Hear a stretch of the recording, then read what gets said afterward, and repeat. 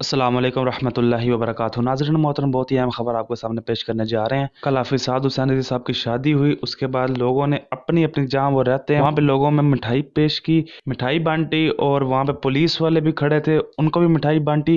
तो जब पुलिस वाले को मिठाई बांटी और कहा कि ये हमारे अमीर मोहतरम तरीक़ुल्लाह भाई पाकिस्तान की शादी है, इस खुशी में मिठाई बांट रहे हैं, तो पुलिस वाले ने आगे से रिएक्शन कह दिया कि वो आपके अमीर नहीं, हमारे भी अमीर हैं। क्या ही बात है हमारे अमीर मोहतरम की। सबसे पहले अभी वीडियो देख लें। तो जी है कि लब्बैक लब्बैक या रसूल अल्लाह। हलामे तो पहले वापसी लामा देने बस ਤੁਹਾਡਾ ਫੋਟੋ ਸਾਰ लीजिए। लब्बैक लब्बैक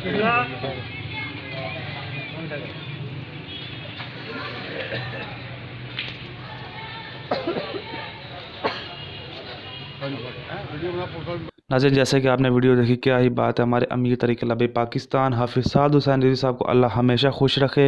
मिलते हैं न्यू वीडियो के साथ, तब तक के लिए अल्लाह हाफिज़।